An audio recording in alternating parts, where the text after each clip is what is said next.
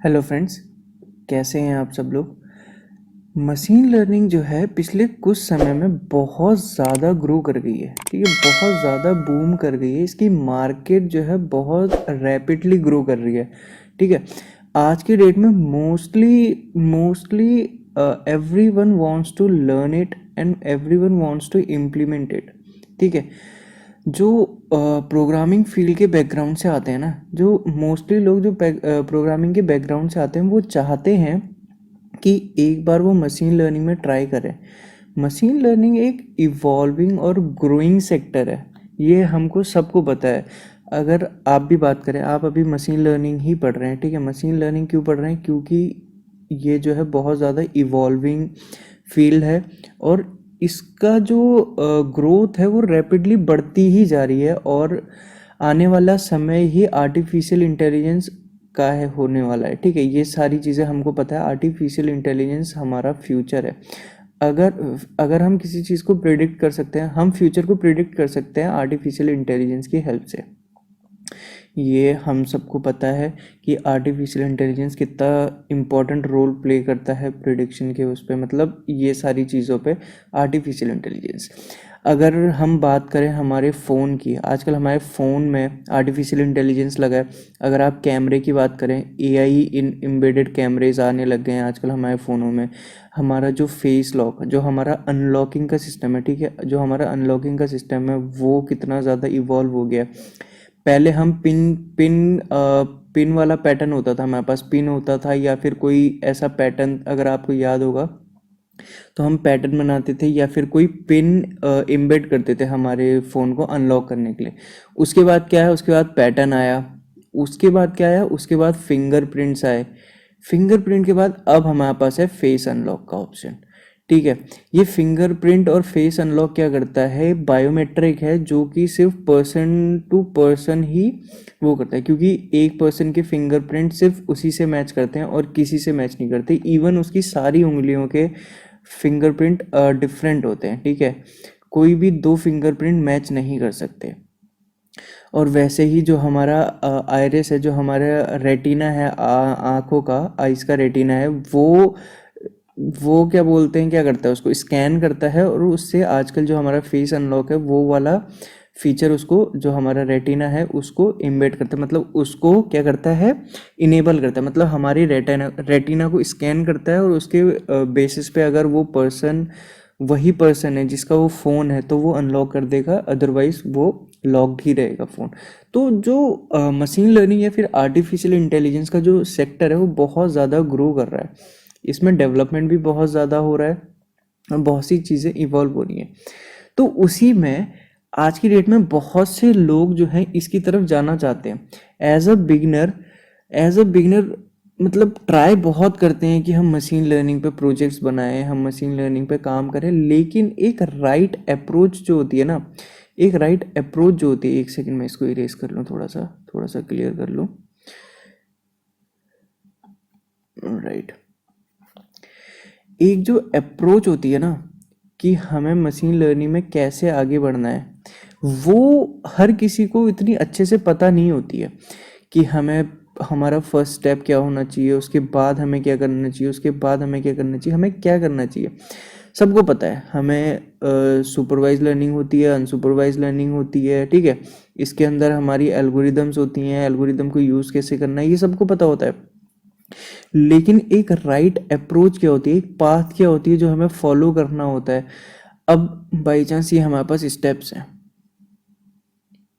ये हमारे पास स्टेप्स हैं, अब सबको पता है हमारा ये स्टेप है, लेकिन अब ये इसके बाद ये स्टेप में कैसे जाना है, इस स्टेप को कैसे बनाना है, ये इम्पोर्टेंट है ना। अब जैसे एक हमारे पास ये रास्ता है, हमें यहाँ पर पहुँचना है, तो यहाँ पर पहुँचने के लिए ये जो पाथ है ना ये कवर करना पड़ेगा।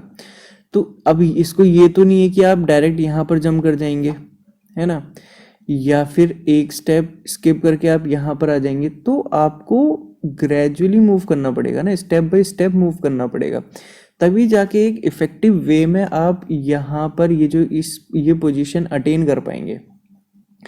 तो वही चीज़ को कैसे करेंगे हम एक इफ़ेक्टिव वे में कैसे मशीन लर्निंग एल्गोरिदम को इम्प्लीमेंट करते हैं, उसकी राइट अप्रोच क्या होती है, यही आज मैं बताने वाला हूँ। आज का हमारा यही टॉपिक है, how to start of machine learning as a beginner. ठीक है, as a beginner what should be our right approach for machine learning. ठीक है, तो मेरा नाम गौरव है। आज हम यही देखेंगे कि एक हमारी अप्रोच क्या होनी चाहिए मशीन लर्निंग में आगे बढ़ने के लिए। The main aim to choose this topic is to walk you through all the major step involved while completing an end-to-end machine learning project by your own। अब मैंने वही कहा, या फिर क्लासीफाई करें, मतलब जो भी आपका टास्क होगा, मतलब बेसिकली ये प्रोजेक्ट बनाना है। तो ये जो इतनी बड़ी दूरी है ना, आप यहाँ पर खड़े हैं। ठीक है, ये आपकी स्टार्टिंग पोजीशन है और ये हर्डल्स हैं, ये बेसिकली आपके हर्डल्स हैं जो आपको पार करने हैं। उसके बाद आप यहाँ पर इस चीज़ को अटेन कर पाएंगे। तो ये अटेन अप्रोच क्या होनी चाहिए कि आप यहाँ से यहाँ तक पहुँचे, वो भी इफ़ेक्टिव वे में।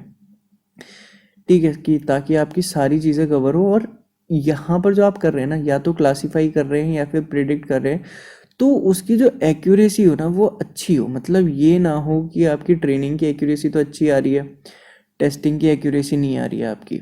ठीक है, आपको हाइपर पैरामीटर ट्यूनिंग क्या होती है आपने वो नहीं लगाई। ठीक है, आपने डेटा का एनालिसिस की नहीं किया कि डेटा हमारा किस तरीके का है। तो वो सारी चीज़ें अगर आप नहीं करेंगे, आप कोई भी एक भी स्टेप स्किप करते हैं, तो वो डायरेक्टली आपका इम्पैक्ट करता है आपकी एक्यूरेसी पे।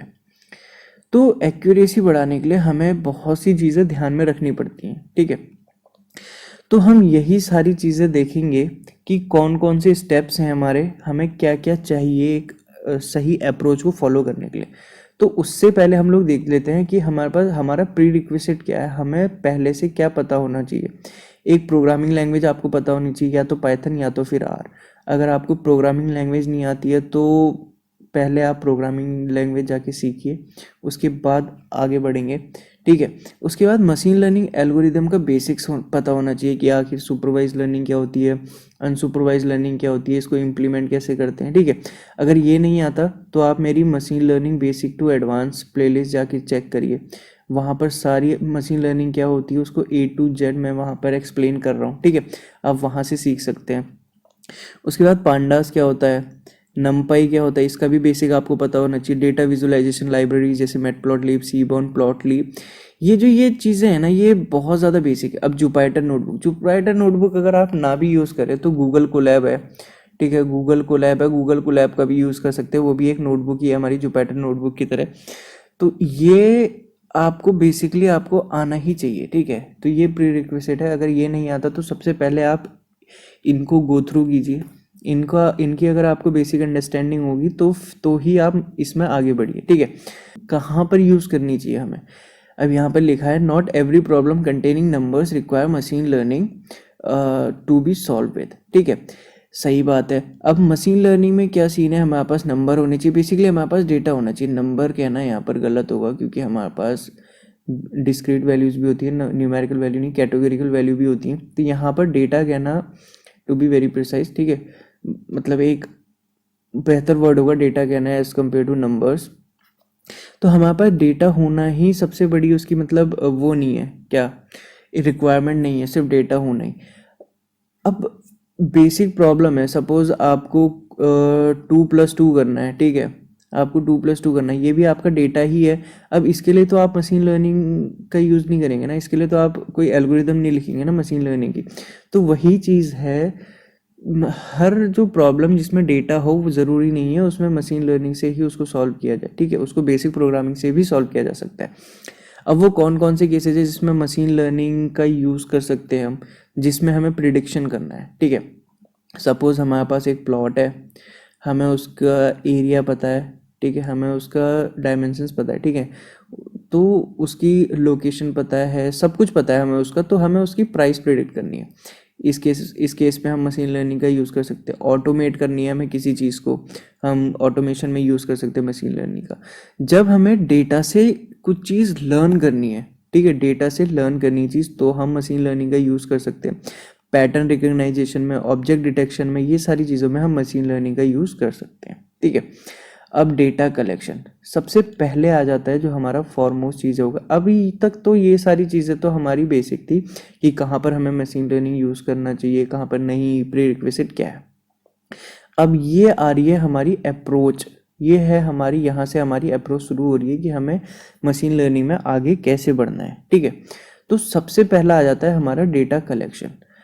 हमें अगर हमारे पास मशीन लर्निंग क्या है, machine learning is all about data, machine learning is all about data. ठीक है, हमें डेटा से इंसाइट लेनी है। डेटा से हम क्या करते हैं, हमारे पास डेटा होता है। ठीक है, डेटा से हम इंफॉर्मेशन लेते हैं, उस इंफॉर्मेशन से हम क्या करते हैं, उस इंफॉर्मेशन से हम नॉलेज लेते हैं। ये बेसिकली हमारी मशीन लर्निंग होती है। ठीक है, तो इसीलिए ये जो हमारा ये वर्ड है ना डेटा, डेटा बहुत ज़्यादा इंपॉर्टेंट हो जाता है मशीन लर्निंग के लिए। तो उसी लिए हमें डेटा कलेक्शन, डेटा को कलेक्ट करना पता होना चाहिए हमें, डेटा कहाँ से, राइट डेटा हमें कलेक्ट करना आना चाहिए। ठीक है, डेटा हमें कहाँ से कलेक्ट करना है, अगर मैं यहाँ पर आपको दिखाऊं तो यहाँ पर दो चीज़ें हैं। यहाँ पर एक सेकेंड, एक तो हमारी ये है UCI मशीन लर्निंग रेपोजिटरी, यहाँ से आप कोई सा भी डेटा डाउनलोड कर सकते हैं जिस भी आपको ज़रूरत है। सपोज़ यहाँ पर वाइन वाला है डेटा हमारा, ये क्या है, हमारी वाइन की क्वालिटी, डिफरेंट डिफरेंट हमारे पास वाइन्स होंगी, जैसे उसकी ये हमारे एट्रीब्यूट्स हैं हमारे डेटा सेट के। ठीक है, तो इसी तरीके से हमारा बहुत सारा, मतलब जो सी भी आपको डेटा चाहिए, जिस पे भी आपको काम करना है, आप सारे डेटा सेट्स हैं, आप यहाँ पर सर्च करिए। सपोज़ मैं वाइन वाला ही करता हूँ सर्च। ठीक है, तो यहाँ पर red wine quality, online wine shop, wine quality. ठीक है, तो इस तरीके से हमारे पास डेटा आ जाता है, हम डेटा को डाउनलोड कर सकते हैं। ठीक है, ये तो हो गया, हम यहाँ से हमने डेटा कलेक्ट कर लिया। अब हमें पता चल गया हम डेटा कैसे कलेक्ट करते हैं और कहाँ से हम डेटा कलेक्ट के बाद हमें लाइब्रेरीज इंपोर्ट करनी है। ठीक है, सबसे पहले हम क्या करते हैं, लाइब्रेरीज इंपोर्ट करते हैं। पांडास यूज़ करते हैं हम और नमपाई यूज़ करते हैं। अब ये क्यों यूज़ करते हैं, इसकी डिटेल में वीडियो आएंगी। ठीक है, ये उसके बाद हमारा लाइब्रेरीज हमने इंपोर्ट कर ली, उसके बाद हमें डेटा रीड करना होता है। पांडास हमारा डेटा रीड, यहाँ पर हम पांडास का यूज़ करते हैं डेटा को रीड करने के लिए। ठीक है, ज़रूरी नहीं है CSV फाइल हो, हमारे पास एक्सेल की फाइल हो सकती है, जेसन फॉर्मेट में हमारी फाइल हो सकती है, फाइल का फॉर्मेट कुछ भी हो सकता है, उसके बेसिस पे हम अपनी फाइल को रीड कर लेते हैं। ठीक है, अब हमने फाइल को रीड कर लिया, हमने अपने डेटा को विजुअलाइज, मतलब डेटा को देख लिया कि हमारा डेटा किस तरीके से दिखता है। सपोज कुछ इस तरीके से हमारा डेटा दिखता है, कुछ उसमें इतने 3-4 कॉलम है। ठीक है, 4-5 कॉलम है और नंबर ऑफ रोज़ हैं उसमें। ठीक है, हमारे पास कुछ रोज़ है हमारे डेटा में, कुछ हमारा इस तरीके का डेटा है। यहाँ पर 1 हो गया, 2 हो गया, 3, 4 और ये सपोज हमारा y है। ठीक है, ये हमारा, ये जो हमें प्रिडिक्ट करनी है, ये हमारी वो वाली वैल्यू हो गई, ये हमारे फीचर्स हो गए। ठीक है, ये हमारी क्या बोलते हैं, नंबर वो हो गए, मतलब डेटा पॉइंट्स हो गए। बाकी यहाँ से जितने भी होंगे हमारे डेटा पॉइंट्स, कुछ इस तरीके से हमने डेटा को देख लिया, हमारा डेटा किस तरीके से दिखता है। उसके बाद हम क्या करते हैं, अपना डिपेंडेंट और इंडिपेंडेंट वेरिएबल को फाइंड कर लेते हैं। ठीक है, हम देख लेते हैं कि हमारा डिपेंडेंट वेरिएबल कौन सा है, इंडिपेंडेंट वेरिएबल कौन सा है, उन दोनों को अलग अलग कर लेते हैं। ठीक है, मोस्टली हम y में अपने डिपेंडेंट वेरिएबल डालते हैं और x में अपना डिपेंडेंट वेरिएबल डालते हैं, इंडिपेंडेंट वेरिएबल डालते हैं, सॉरी। ठीक है, उसके बाद क्या करते हैं, डेटा विजुअलाइजेशन। डेटा विजुअलाइजेशन बहुत ज़्यादा इंपॉर्टेंट रोल प्ले करता है। अब हमारे पास डेटा आया, अब हम उसको प्लॉट करेंगे। ठीक है, स्कैटर प्लॉट करेंगे या फिर बार चार्ट करेंगे, मतलब डिपेंड करता है हम कौन सा वो कर रहे हैं। फिर हम देखते हैं हमारे डेटा में पैटर्न किस तरीके का जनरेट हो रहा है। ठीक है, सपोज किस तरीके का हमारा पैटर्न जनरेट हो रहा है, सपोज कुछ इस तरीके का लीनियर हमारा वो क्या कहते हैं उसको, प्लॉट जनरेट हो रहा है। ठीक है, तो हमें पता चल जाएगा ये लीनियर रिग्रेशन की प्रॉब्लम, मतलब लीनियर प्रॉब्लम है, तो हम इसमें रिग्रेशन का यूज़ कर सकते हैं, लीनियर रिग्रेशन का यूज़ कर सकते हैं, क्योंकि ये हमारा लीनियर, कुछ लीनियर तरीके का हमारा डेटा है, तो हम इसमें लीनियर रिग्रेशन का यूज़ कर सकते हैं। वैसे ही मतलब वो तो डिपेंड करेगा, अब डेटा टू डेटा डिपेंड करता है। ठीक है, अब वो विजुअलाइजेशन पे भी डिपेंड करता है, और सारे और भी बहुत सारे फैक्टर होते हैं जिस पे डिपेंड करता है। ठीक है, उसके बाद क्या करते हैं, हम एक्सप्लोरेटरी डेटा एनालिसिस करते हैं, डेटा टाइप चेक करते हैं हमारे कॉलम्स का। ठीक है, और फिर उसके बाद चेक करते हैं कोई मिसिंग वैल्यूज़ तो नहीं है, अगर मिसिंग वैल्यू है तो उसको फिल करेंगे, मीन मीडियन मोड। ठीक है, मीन मीडियन मोड ये हमने पढ़ा है, कुछ इस तरीके से हम इनकी हेल्प से मिसिंग वैल्यूज़ को फिल कर सकते हैं। ठीक है, उसके बाद हम कोरिलेशन चेक करते हैं कि हमारे जो इंडिपेंडेंट वेरिएबल हैं, ठीक है, इंडिपेंडेंट वेरिएबल में आपस में तो कोरिलेट नहीं कर रहे हैं। ठीक है, और इंडिपेंडेंट वेरिएबल की डिपेंडेंट वेरिएबल के साथ कितना कोरिलेशन है। ठीक है, तो कोरिलेशन मैट्रिक्स फाइंड करते हैं हम। ये सारी चीज़ें क्या होती हैं, कोरिलेशन मैट्रिक्स कैसे फाइंड करते हैं। ठीक है, कोरिलेशन क्या होता है, अगर ये नहीं पता तो आप मेरी मशीन लर्निंग की प्लेलिस्ट में जाके चेक कर सकते हैं, वहाँ पे मैंने डिटेल में वीडियो बना रखी है, ठीक है, इसके बारे में। तो ये सारी चीज़ें हैं, हम देख लेते हैं कि कोरिलेशन है तो नहीं। फिर उसके बाद क्या करते हैं, तो नेक्स्ट आ जाता है हमारा डेटा प्री प्रोसेसिंग, ठीक है। डेटा प्री प्रोसेसिंग की ज़रूरत हमें क्यों पड़ती है? हमें डेटा प्री प्रोसेसिंग इसलिए ज़रूरत पड़ती है जब हम अपना डेटा को गैदर कर रहे होते हैं ना, मतलब एक जगह से दूसरी जगह पे अपने मतलब क्या कहते हैं उसमें मॉडलिंग करने के लिए या मशीन लर्निंग एल्गोरिदम यूज़ करने के लिए, जब हम उसको एक प्लेस से दूसरी प्लेस पे लाते हैं ना, जैसे मैंने आपको बताया था डेटा कलेक्शन का, यहाँ से लाते हैं सपोज़ अपनी UCL रिपोजिटरी से लाते हैं या कैगल से लाते हैं या कहीं से भी आप अपने डेटा को गैदर कर रहे हैं, ठीक है, डेटा को कलेक्ट कर रहे हैं, तो क्या होता है आपका डेटा कभी कभी इनएक्यूरेट होता है, ठीक है, उसमें एक्यूरेसी नहीं होती आपके डेटा में, डेटा इनकम्प्लीट होता है, ठीक है, डेटा इनकंसिस्टेंट होता है। तो इसको फुलफिल करने के लिए, मतलब हमारा डेटा इनएक्यूरेट ना हो, इनकम्प्लीट ना हो, इनकंसिस्टेंट ना हो, इसीलिए हम डेटा प्री प्रोसेसिंग यूज़ करते हैं, ठीक है।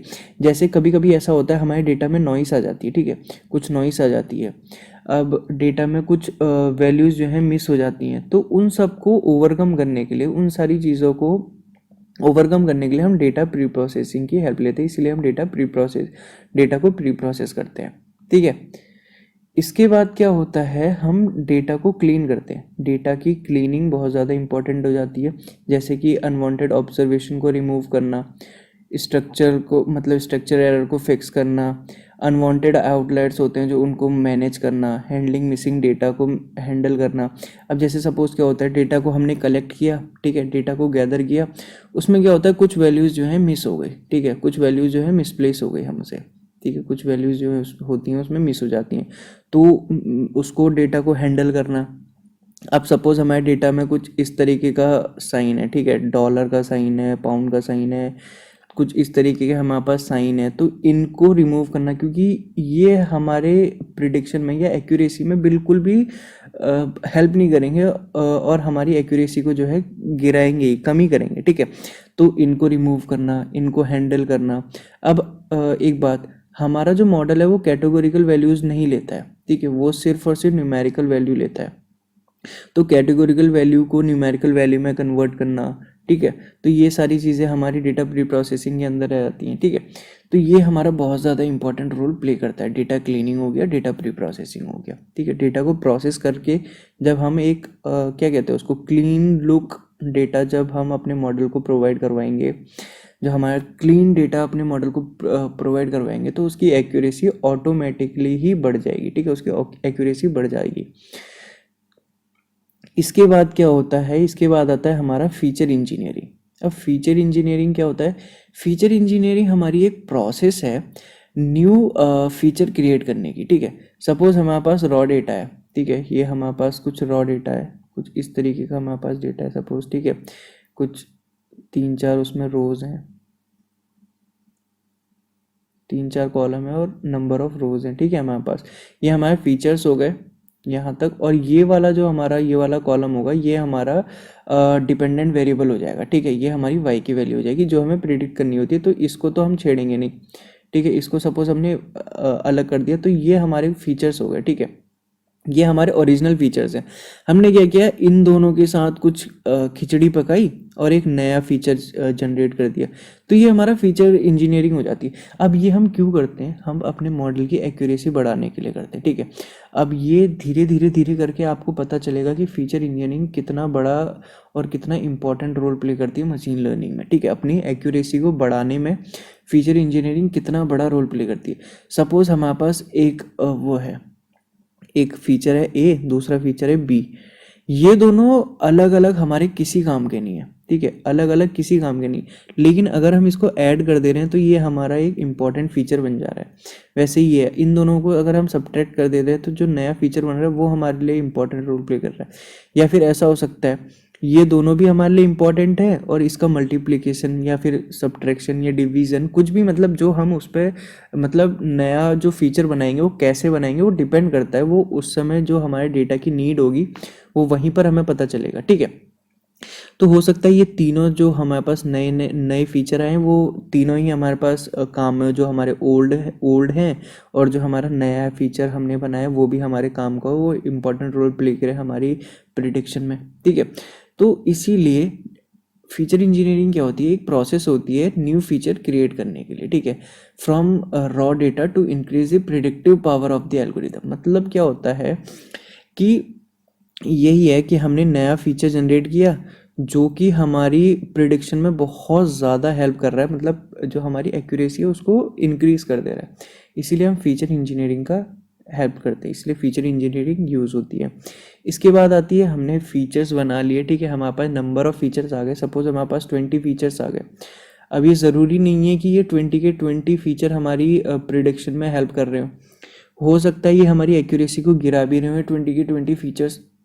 तो इसीलिए जो हमारे पास जो इम्पोर्टेंट फीचर्स है ना उसको सिलेक्ट करना बहुत ज़्यादा इंपॉर्टेंट हो जाता है।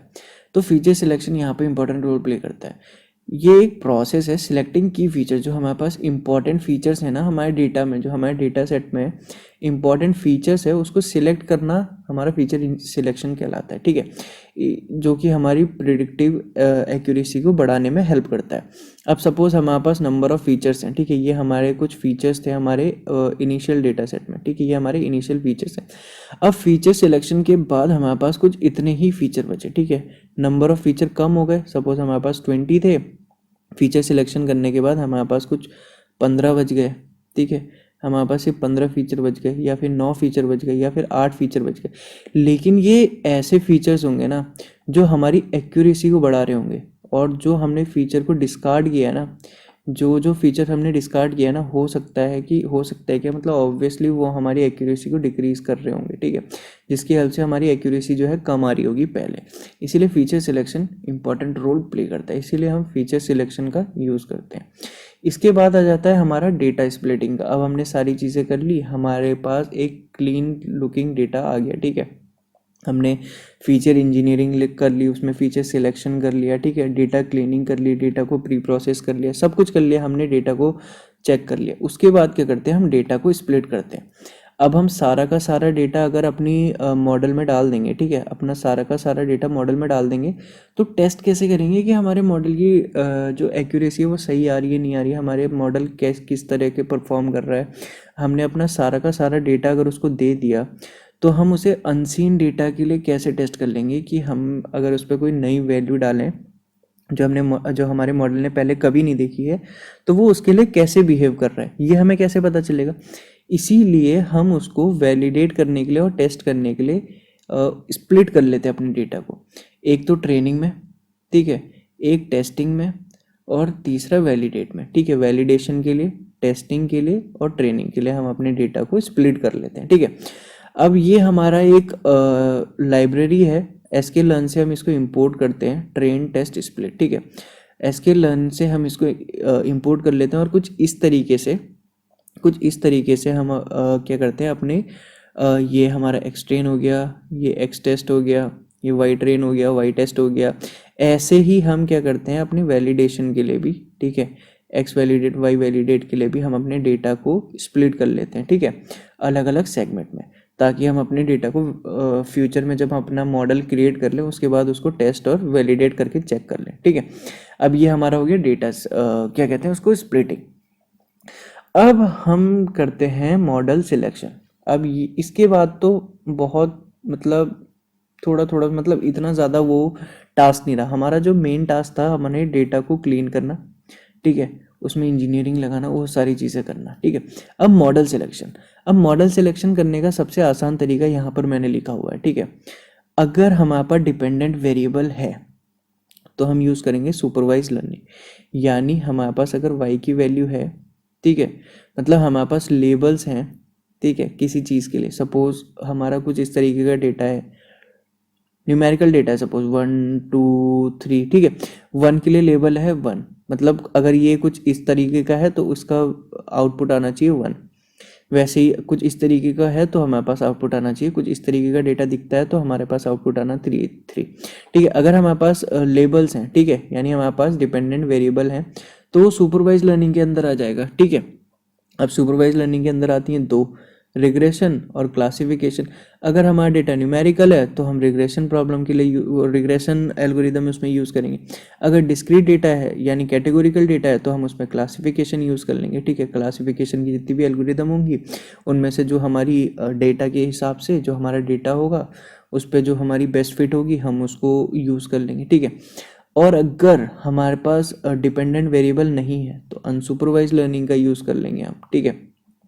अब सुपरवाइज लर्निंग अनसुपरवाइज लर्निंग क्या होती है, अगर इसको डिटेल में जानना है तो वही मेरी मशीन लर्निंग की प्लेलिस्ट पे जाइए, वहाँ पे आपको डिटेल में इसका एक्सप्लेनेशन आपको मिल जाएगा, ठीक है। आपको पता चलेगा सुपरवाइज लर्निंग क्या होती है, सुपरवाइज लर्निंग के अंदर रिग्रेशन क्या होती है, क्लासिफिकेशन एल्गोरिथम क्या होती है, ठीक है। इनके अंदर इनके सब पार्ट कौन कौन से हैं, ठीक है। सपोर्ट वेक्टर मशीन क्या होती है, सपोर्ट वेक्टर रिग्रेशन क्या होता है, डिसीजन ट्री क्या होता है, ये किसके अंडर आता है, रिग्रेशन रैंडम फॉरेस्ट क्या होता है, ठीक है। लीनियर रिग्रेशन क्या होती है, पॉलिनोमियल रिग्रेशन क्या होती है, ये सारी चीज़ों पे मैं डिटेल्ड में वीडियो बना चुका हूँ। आप जाके चेक करिए, मैं डिस्क्रिप्शन में लिंक डाल दूंगा अपनी उस प्लेलिस्ट का, आप वहाँ पे जाके उसको चेकआउट कर सकते हैं, ठीक है। नेक्स्ट आगे बढ़ते हैं। इसके बाद क्या करते हैं, हमारा मॉडल बन गया। इसके बाद हम अपने मॉडल को इवेल्युएट करते हैं, ठीक है। वैलिडेट करते हैं अपने मॉडल को, चेक करते हैं हमारा मॉडल किस तरीके से बिहेव कर रहा है, उसमें एरर कितना आ रहा है, ठीक है, लॉस कितना है, ये सारी चीज़ें हम चेक करते हैं, ठीक है। इवेल्युएशन क्यों ज़रूरी है, इवेल्युएशन क्या करता है, हमें बेस्ट मॉडल फाइंड करने में हेल्प करता है, ठीक है। हमारा जो डेटा है ना उस पर कौन सा जो मॉडल है वो बेस्ट फिट हो रहा है, मतलब कौन सा मॉडल हमें मतलब हमारे को बेस्ट रिजल्ट बेस्ट आउटपुट दे रहा है, ठीक है। तो इवेल्युएशन इसीलिए हमारा ज़रूरी है। अब कौन कौन से जो हमारे कुछ इंपॉर्टेंट है, confusion matrix, chi square, ROC curve, root mean square error, ठीक है। ये हमारे कुछ इवेल्युएटिंग मॉडल्स हैं जो हम यूज़ करते हैं, ठीक है। हम अपना एरर फाइंड करने के लिए हमें पता चलता है। अब एरर क्या होता है मैं बता दूं। सपोज लीनियर रिग्रेशन है, ठीक है। कुछ ये हमारे पास डेटा पॉइंट है, ठीक है। कुछ इस तरीके के हमारे पास डेटा पॉइंट्स हैं और ये हमारी बेस्ट फिट लाइन है, ठीक है। ये वाला पॉइंट और ये वाला पॉइंट, ठीक है, ये हमारा एक्चुअल पॉइंट है। एक सेकेंड पेन चेंज कर लूँ मैं, ठीक है। ये वाला जो है हमारा एक्चुअल पॉइंट है और ये वाला जो हमारी लाइन है ये हमारी प्रिडिक्टेड है, ठीक है। तो इन दोनों के बीच का जो डिफरेंस होगा ना वो हमारा एरर कहलाएगा। और हमें ओवरऑल इन सब का जो सम होगा, ठीक है, समेशन ऑफ एवरी पॉइंट, ठीक है, सारे पॉइंटों के बीच का एरर, इनका समेशन जो है हमारा एरर होता है, इसको हमें मिनिमाइज करना होता है, ठीक है। तो जिस मॉडल के लिए हमारा मिनिमम एरर हमें मिलेगा ना तो वो हमारा हो जाएगा बेस्ट फिट मॉडल, ठीक है, वो हमारा बेस्ट मॉडल हो जाएगा, ठीक है। तो वो हमें फाइंड करना होता है। तो हमने देखा कि सबसे पहले मशीन लर्निंग कहाँ पर यूज़ करनी चाहिए, प्री रिक्विजिट क्या है हमें मशीन लर्निंग मतलब आगे बढ़ने के। उसके बाद हमने देखा मशीन लर्निंग एल्गोरिदम कहाँ पर हमें यूज़ करते हैं, कहाँ पर हमें मशीन लर्निंग एल्गोरिदम आती है। इसके बाद हमने देखा डेटा कलेक्शन, डेटा को कैसे कलेक्ट करना है, कहाँ से कलेक्ट करना है। उसके बाद देखा हमने अप्रोच क्या होनी चाहिए हमारी, ठीक है। उसके बाद हमने देखा डेटा प्री प्रोसेसिंग ज़रूरी होता है, डेटा क्लीनिंग है, फीचर इंजीनियरिंग है, फीचर सिलेक्शन है, डेटा स्प्लिटिंग है, मॉडल सिलेक्शन है, इवेल्युएटिंग मॉडल है, ठीक है। ये सारी चीज़ें हमने देखी। तो ये होनी चाहिए हमारी अप्रोच मशीन लर्निंग में आगे बढ़ने में, ठीक है। जैसे हमने डेटा कलेक्ट किया, इसके बाद हम आगे बढ़े, डेटा को हमने विजुलाइज किया, डेटा को देखा, डेटा हमारा किस तरीके से है, डेटा की क्लीनिंग करी, डेटा की प्रोसेसिंग करी। इसके बाद हमने उसमें कुछ इंजीनियरिंग लगाई, ठीक है। उसके बाद फीचर सेलेक्ट किया, ठीक है। उसके बाद हमने मॉडल क्रिएट किया। उसके बाद क्या किया, हमने इवेल्युएट किया अपने मॉडल को। उसके बाद हमने अपना एरर चेक किया, ठीक है, अपने मॉडल का। तो यहाँ पर आके यहाँ से हमारी चीज़ें शुरू हुई और यहाँ पर आके हमारी चीज़ें ख़त्म हुई। तो आई होप कि आपको शुरू से लेकर एंड तक ये वीडियो समझ में आई होगी, आपको कुछ नया सीखने को मिला होगा, आपको पता चला होगा कि हमें क्या एक बेस्ट फिट अप्रोच रखनी चाहिए, ठीक है। हमें क्या अप्रोच रखनी चाहिए जब हम अपनी मशीन लर्निंग में आगे बढ़ रहे हैं या मशीन लर्निंग का कोई प्रोजेक्ट कर रहे हैं, ठीक है। तो अगर आपको कोई भी डाउट है नीचे कमेंट सेक्शन में कमेंट करके मेरे से पूछिए, ठीक है, मैं उसको रिजॉल्व करने की कोशिश करूँगा। अगर आपको ये वीडियो पसंद आई है तो एक लाइक छोड़ दीजिए, ठीक है, इससे मेरे को मोटिवेशन मिलता है। अगर आपको मेरे द्वारा बनाई हुई वीडियो पसंद आ रही है तो चैनल को सब्सक्राइब करें, अपने दोस्तों के साथ शेयर करें। इससे रीच बढ़ेगी तो मेरे को और मोटिवेशन मिलेगा कि मैं और अच्छा कंटेंट आपके सामने लेके आऊँ, और जो सीखना चाहते हैं मशीन लर्निंग उन तक ये कंटेंट पहुँचे जल्द से जल्द। ठीक है, तो मिलते हैं नेक्स्ट वीडियो में, तब तक के लिए अपना ध्यान रखिए, बाय।